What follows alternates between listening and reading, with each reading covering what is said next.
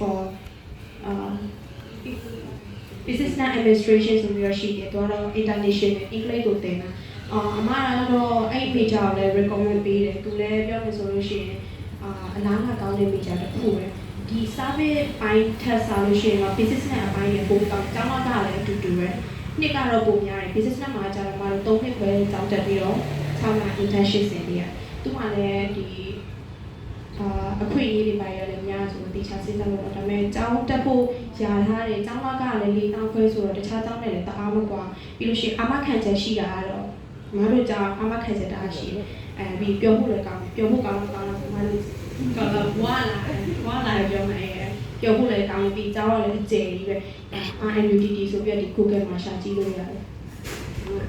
မေဖို့တခုမယ်အခုကျောင်း3နှစ်တက်လာတဲ့အချိန်မှာကျောင်းဒီနှစ်ကိုတော့ပြီးပြီ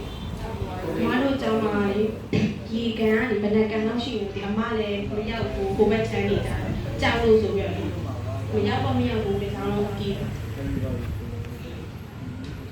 မရောက်ဘူးအကျဉ်းလိုက်ပြီးတော့6ကန်ရှိတယ်ရေကန်6ကန်မှာ4ကန်ပဲရောက်တော့2ကန်ကြောက်လို့မရရေကန်ဘယ်လောက်ကြီးလဲနည်းနည်းပြောပြလိုက်ပါရေကန်ပေါကန်ရဲ့3ကန်4ကန်လောက်ရှိတယ်အဲ့ထက်ကြီးမယ်နဲ့တော်တော်လေးကြီးတယ်။အဲ့ဒါဆိုသူတို့ထိုင်းမှာကျတော့ဒီ Green University တို့သူတို့ဒီလို ranking ကိုပြန်ပြရလို့ရှိတယ်။အမတို့က Green University မျိုးအပင်အရမ်းများပြီးတော့ကျောင်းပုံစံမျိုးပေါ့။တော်တန်းကိုအဲ့တော့ကျောင်းမှာလောက်စားလေးအတွေ့အကြုံလေးတွေ student life ပေါ့ student life အဲ့ဒါလေးတွေနည်းနည်းပြောပြပေးအမကျောင်းသွားတက်တော့ပထမအဆုံးဖြစ်တော့အပြောဆုံးတယ်ဆိုတော့မတို့ Richmond ခေါ်လို့ခေါ်တယ် Richmond ခေါ်ကျောင်း9ကျောင်းရှိအဲ့တော့ကျောင်းခွဲကြီးပဲ9ကျောင်းရှိအဲ့ဒီအမပထမအဆုံးစားရောက်တဲ့နှစ်တော့ဆိုလို့ရှိရင်ဒီကျောင်း9ကျောင်းရဲ့အားကစားခံတယ်နဲ့ကြုံတယ်ပေါ့တော်တော်ပြောဖို့ကောင်းတယ်ပြီးရှင်သူတို့နိုင်ငံကြဒီအားကစားကြတော့ကွာကျောင်းသားတွေအတွက်ဦးစားပေးတယ်ပညာရေးချက်သူတို့ကအားကစားဦးစားပေးကြတော့ဒါကတော့အမပထမဆုံးကိုယ်နဲ့ကွာတဲ့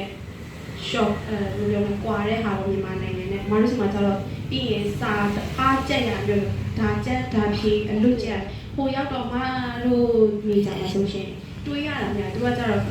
ဒီ creative ဖြစ်တဲ့ဟာမျိုးပဲအားပေးတော့အမတို့နည်းနည်းပြင်မှန်းတယ်တကယ်လို့သွားလို့ရှိရင်ပေးချောင်းကိုပဲတော့အမပြောချင်တာကတော့ဒီပေါ့ကိုရဲ့အုံနောက်ကိုနည်းနည်း practice လုပ်တာအကောင်းဆုံးပဲကိုရောက်ရှင်တော်တော့ပြင်မှန်းပထမနေ့ကျရင်တော့ပြင်မှန်းအမတို့ဆိုမနေ့3နာရီ4နာရီလောက်ထိဖေးရအောင်စားတယ်စာခက်တာတော့မဟုတ်ကိုနဲ့အကျွမ်းတက်ဝင်ယူရှင်ကိုကဒီမှာကျဒီစာပိုက်ကြက်ဒီစာပိုက်ဖြေလို့ရတယ်ကိုမှကျဒီစာပိုက်ကြက်ပြီးလို့ရှိရင်ဒီစာပိုက်ကိုဖြေလို့ရဆရာမတွေလည်းကြက်ပြီးကိုကျောင်းတက်လို့ရှိရင်ကိုတက်တဲ့ကျောင်းရဲ့ဒါ university လား college လားအဲဒီပုံစံတွေလည်းကြီးပေါ့တကယ်လို့ကိုက expectation များတယ်ဆိုလို့ရှိရင်အမပြောချင်တာလေ ranking ကောင်းတဲ့ကျောင်းပဲရှာအမတကယ်လို့ကိုတက်ချင်တဲ့ major မြင့်တယ်ဆိုတခါလေ major မြင့်တဲ့ပိုင်းတခါလေ try ပြီးတော့သွားတာအကောင်းဆုံးပဲအဲ့တော့အမြန်ကြီးလုပ်လိုက်တယ်လို့ပဲတေချာတွေးစီဆိုတော့ကိုကဒီ major ကိုတက်လိုက်ပြီးနောက်တစ်ကျောင်းကိုပြောင်းဖို့ဆိုတာလေခဲရင်းနေခက်တဲ့ time မှာအဲ့ဆို creative transfer တွေဂျာတိုင်းနေရ